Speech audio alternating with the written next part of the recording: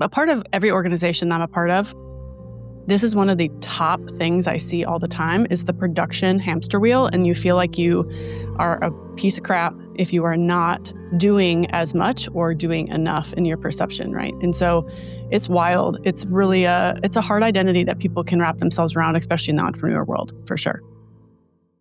Welcome back to Beyond Adjustments. I'm your host, Amin Saeed, and today we are kicking off a 3-part conversation. 3 parts, yeah. This guest earned herself a trilogy. That's what's up, y'all. I'm just saying.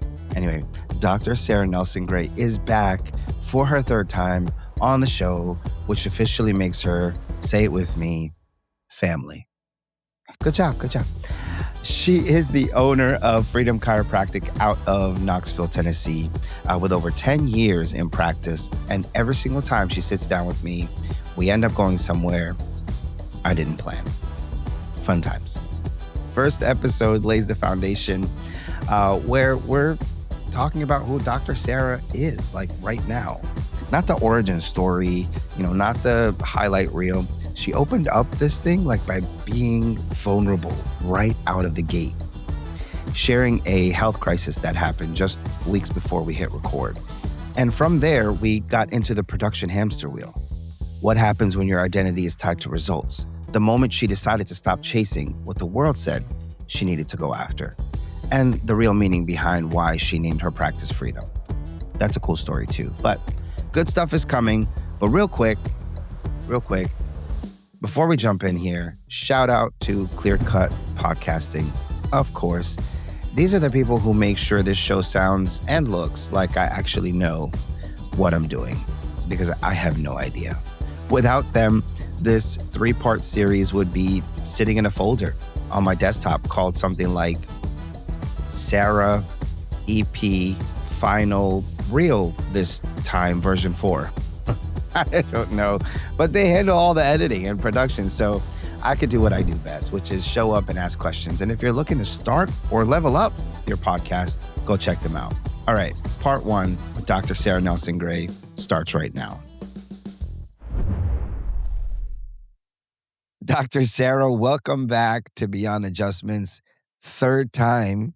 At this point, you're practically family. So I'm just going to go ahead and just jump right in.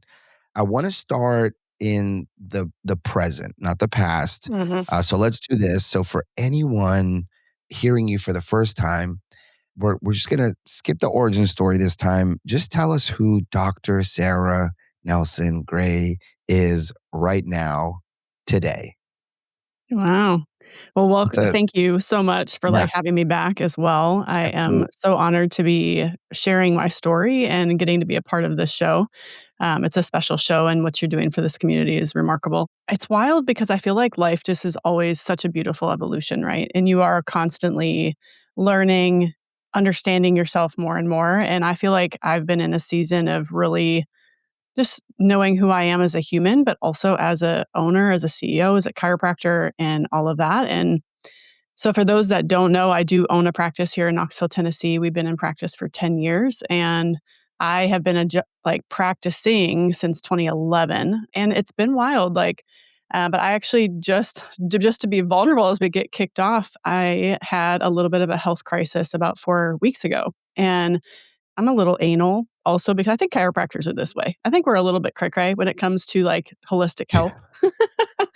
And so I have not taken a medication since 2008 and had not been to the doctor besides a functional med doc and besides my chiropractor, and had something come up to where I ended up having to go to the hospital, ended up having to go to the ER, ended up having to have surgery, got put out and all this craziness literally this almost 4 weeks ago.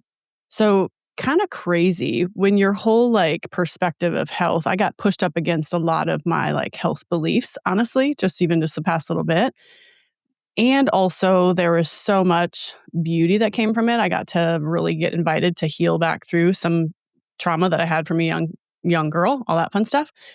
But I will also tell you, I think the coolest part when you ask who is Sara right now, I also celebrated the crap out of my team. I literally have created a business and created a team where I was not at the office for 2 weeks. I have only went back kind of part-time last week, and this week is my first time back. And everything literally ran more seamless. We had a beautiful, beautiful, abundant month, even without me there. So it just goes to show you can be in the midst of all of it and also at the same time have so many things that you're also celebrating. Um, Yeah. and you can experience both. There's duality in all of it for sure. Yeah, 100%. I mean, first of all, I hope you're okay. I hope you're, on the road to recovery. I'm sorry you walked through what you walked through, and we'll pray for continued healing over that. And so while you're placing yourself kind of here in the present, so we've had two conversations before. Mhm. The first time you came on, it was with heart work, and then you just kind of jumped on your own. But looking back at those, is there anything that felt incomplete? Something maybe you've been sitting on since? I don't know if there's necessarily an incompleteness, but I do think that there is a reality that life just continues to move, right? And so the continued evolution of my life is as just not only a CEO and a business owner and as just a human being, a wife, and doing all these things, there is this reality that you still can see cyclical things come up where God kind of touches on certain facets of your life. It's like, hey, I want to go deeper with this healing and I want to go deeper with this perspective that you may have some type of understanding with, but we can go more. And since the last time we recorded, there's been beautiful movement on not only just within my business, but I started working with other chiropractors and other leaders in the coaching facet.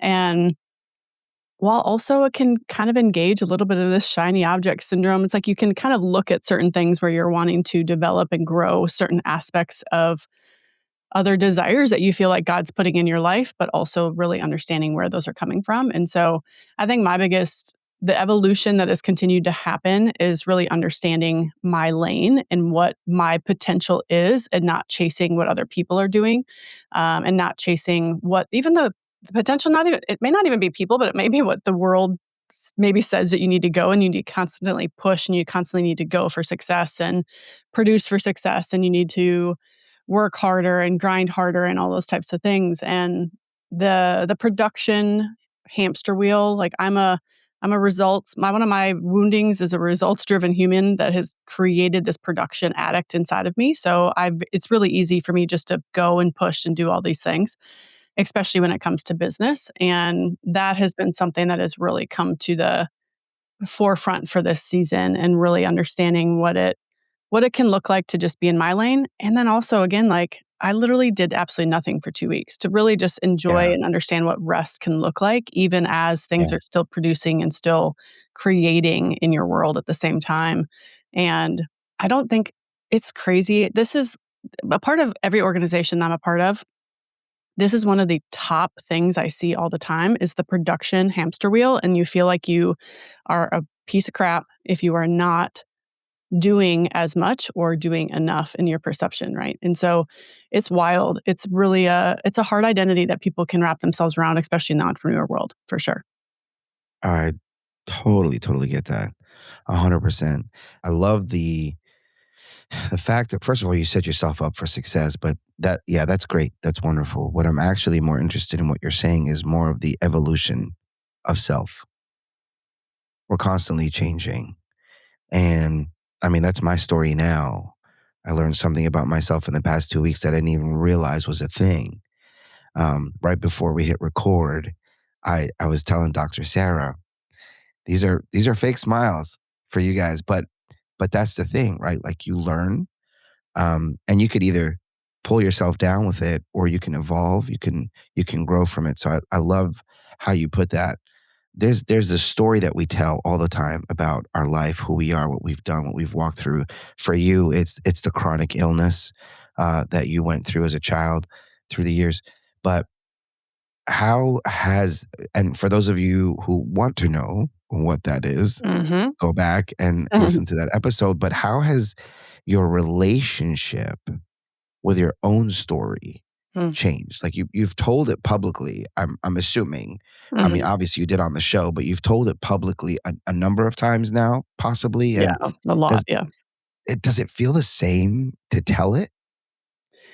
No, I think there's this thing when you go through something, sometimes it's really hard to share something when you're bleeding, right? And I don't think people always I'm sure you've heard of something where somebody is going through something. It almost makes it feel like you're in a victimhood or you're hearing somebody share something from a victimhood versus from transformation. And one of the things is I've shared my story and also just continued to know myself as I've journeyed through this. When I first started working through the trauma of my story, I think that's also the awareness of like how certain things can influence how you see yourself. I had a range of emotions. I had a lot of anger. I had a lot of grief. I had a lot of sadness in there. I had a lot of resentment for things that potentially happened to me, or not potentially, but they happened to me that then portrayed a perception of myself. And so when I first started really working through it, there became this place where I'm like, I don't even know if I can share it, but it was almost like a guarded share because it was like there was still so much emotion around the share. And then as you like continue to understand, so like the things that I will encourage anybody to go to is if you're feeling something about something, you got to be honest with yourself in that. Because at the end of the day, if you believe that God truly knows every single thing about you, he put the emotions there, right? So like he's the only one that can handle those emotions. And if you lie to yourself, then you're ultimately just hiding something from the person that ultimately can handle it. So when I was first starting to share those feelings and like understanding my story there, it was, again, there were feelings that I felt like were super big and too big for myself as a human to handle. And so I had to go there. I had to be honest with myself. And then the cool part about how things can evolve is that it's more about transformation. So now I feel like I've shared more of my story through the transformation part of it and what has now evolved versus just the anger, the resentment. Now I actually have a lot of gratitude and I can still be mad that something like that happened to me because it's just not fair, right? It doesn't have to be fair and it doesn't have to be okay and it doesn't have to be a good thing. However, there can now be this place of gratitude and still joy and rest and peace in the midst of that, and also see how this has influenced so much of my story. And it's a story that God is going to help me bring to the world at the same time too. And it's something that can also relate to human beings.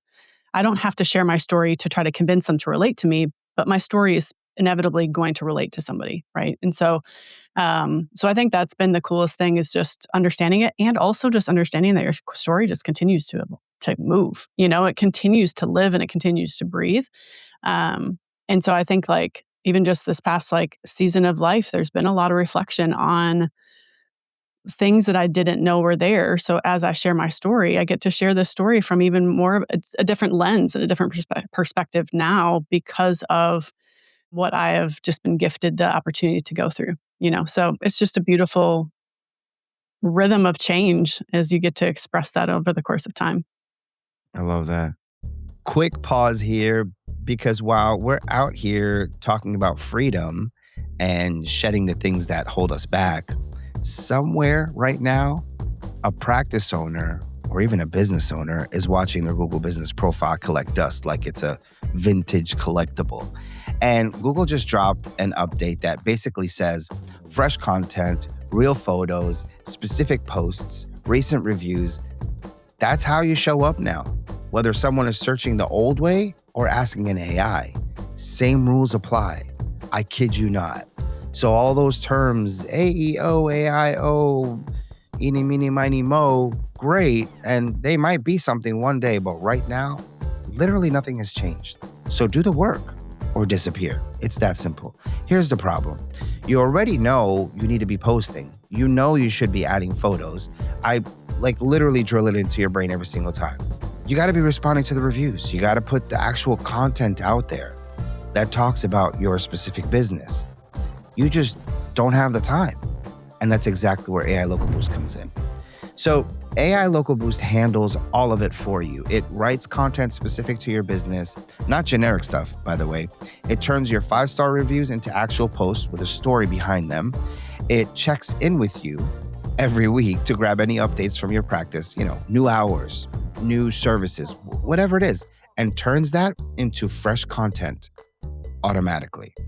It even posts photos from your reviewers and creates videos for your Google profile and YouTube. Done for you. All of it. All right, head over to AILocalBoost.com and let them show you what your profile could actually look like. They have a free audit tool. It won't hurt. At least you'll see what you look like online. And while you are in the clicking mood, while I have you, go ahead, hit subscribe. It's free. It takes like 2 seconds. We're practically in a relationship at this point. So honestly, it's just the right thing to do. So like, subscribe, let's go. All right. I'm done. Back to Dr. Sara.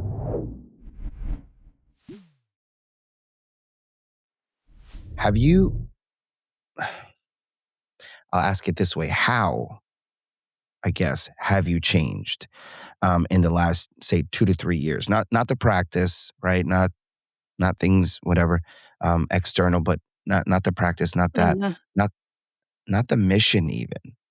Sure. But you specifically. So the yeah.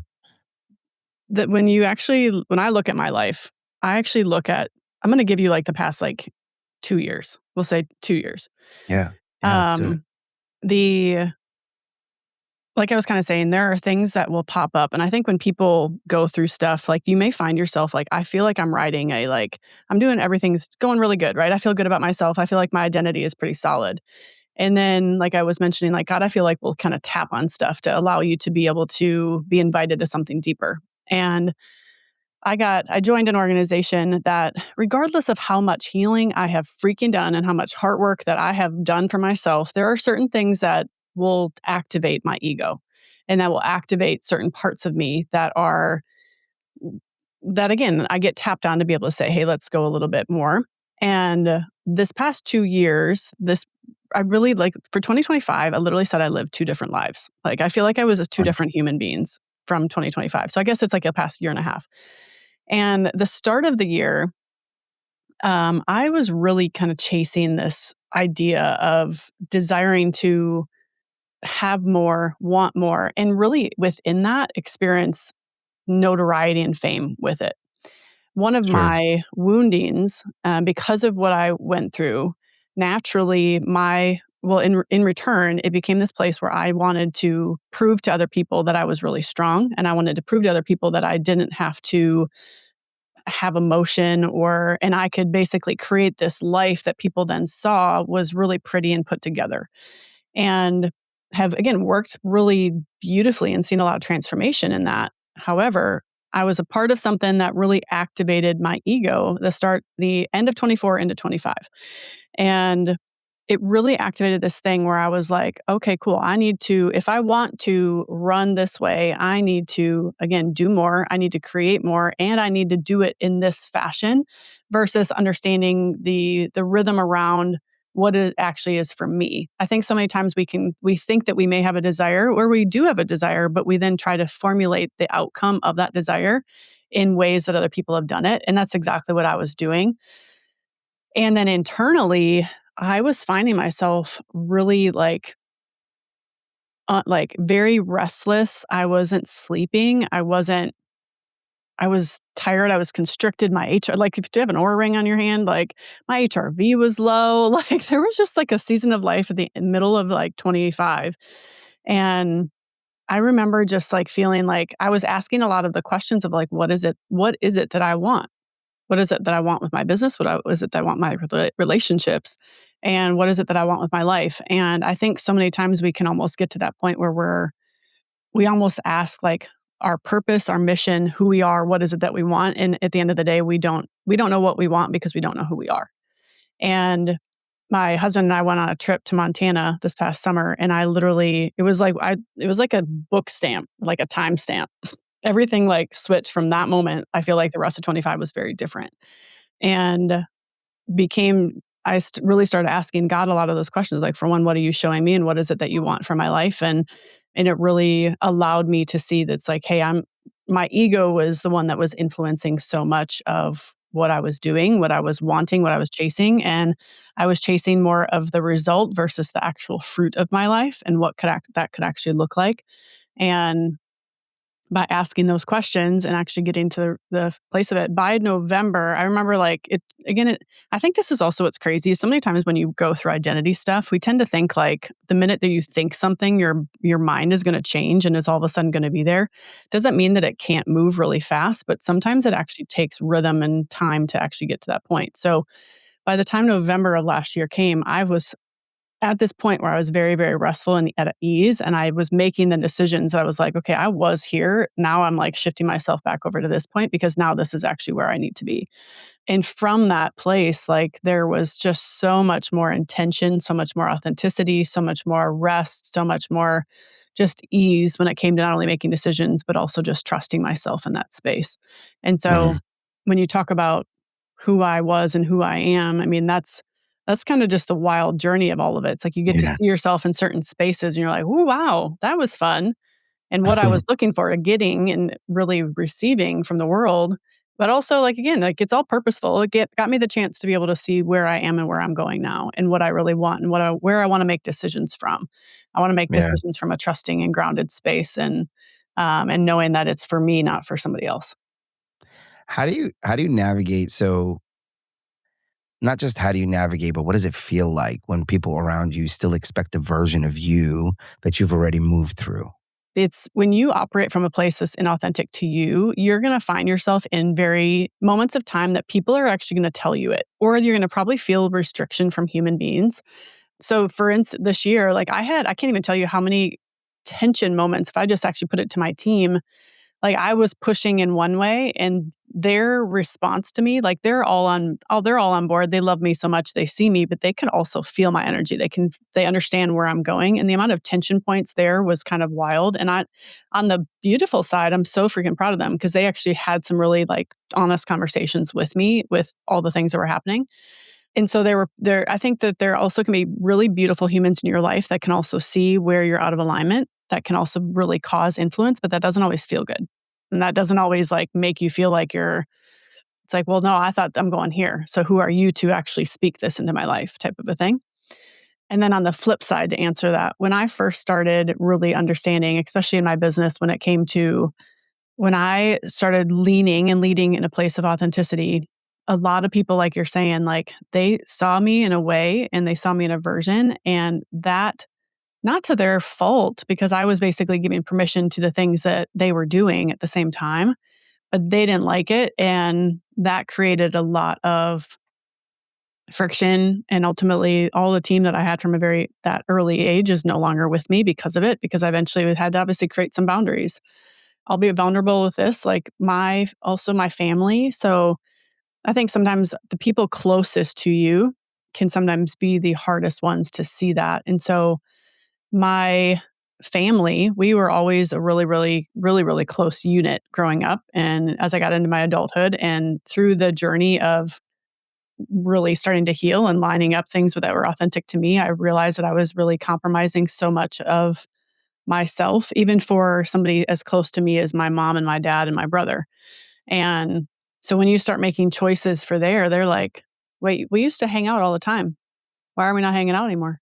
Like, why are you making these choices when I thought you were going to do this? And I'm so grateful. My parents at the end of the day have been incredibly gracious. However, there was a lot of confusion for a little while. It was challenging to watch on their side, but it was not my responsibility to navigate their own emotions or their journey. I just had to know and trust that what I was processing through was healthy for me. And in turn, it was going to ultimately, hopefully be healthy for everybody else. And now I can tell you, like because of the things that I set up, this was probably like 5 years ago at this point, set up some really healthy boundaries, not only my business, my relationship. There has been so much beautiful restoration that's happened, not only for my parents and my family, and obviously my team is freaking rock stars. And so it's been really beautiful to see. However, it can be challenging in the moment when you are trying to come from a place where people see you from a space of your woundings and you're making decisions out of places that are not authentic to you. Thank you for stretching that out because I had a moment and and I didn't know if we were crying because I was really influencing your emotion in that moment, or if we were having like you said, a little moment of throat stuff happening. Yeah, no, it was oof. I'm trying, you guys. Hey, listen, we're raw on this show, right? This is real stuff. So, excuse me. And we can take a moment too. You can obviously edit that all that out. We're good. No, you know what? If we edit it, great. If not, listen, this is real life. I mean, we're here to be real. We're here to connect, and here we are. But all of what you just said kind of takes me to, I guess, more the anchor of this segment, and kind of the deeper meaning of it all, right? The deeper meaning of freedom specifically. And kind of, this is something I don't remember if I asked you this in the past, but it was something I wanted to ask you. Your practice, it's called Freedom Chiropractic. Am I right? Yep. And I know what that word meant at the beginning, I'm sure, like, or maybe it was deeper than I'm thinking, but I have a theory that freedom means something different now. Like, I could be wrong, but I mean, I have the microphone, but we're gonna find out once I pass it over to you. But when you first named the practice freedom, what was that word pointing to for you? I was actually sitting in a sermon at the time, and there was an illustration that was given based off of like breaking of like bondages and like chains coming off, and basically experiencing this like the spiritual freedom, but also at the end of the day, like freedom from sickness, from hope. And so it really got birthed out of a place of really wanting people to experience what it would like to live free, and what would it look like to live free from not only just pain, but things that are just holding them from their true potential. And keeping them from their true potential. And I think the overall emphasis of what that is has remained. However, I think again, like there's been a lot of like, for one of our core values is to live free. That has been literally one of our core values from the very beginning. But one of our other core values, and really just like who we are, is to create a safe space for people to experience health and well-being. And because I think also at the end of the day, like if you feel safe, you are able to feel welcome, known, seen. And there is this beautiful thing that in humanity, every human inherently wants to be seen. Every human inherently wants to be loved and to be known at the end of the day. And so to be able to allow that expression to come through, freedom is that even more so. Like freedom is the place to where people can come in and know that they are safe, that they are known, that they're seen, that we love them no matter what they're bringing in with them. And our hope in that space is that at the end of the day, like they may, whether it be from a conversation, an interaction, an adjustment, that they will walk out more free. And sometimes it's literally like, I'm sure you've had other people on here that talk all the time that it's like, it's not always just one adjustment, yes, can 100% change something, but that may change how they see themselves, how they operate within their emotions, how that they go back to their family and they make decisions about money, because they physically have more awareness in their body, right? And so it's so much more than just like expressing themselves and expressing freedom in their health. It's allowing their body to actually experience freedom in every facet of their life. And I think that's been more so the evolution. It came from a place of like helping people experience freedom in their health.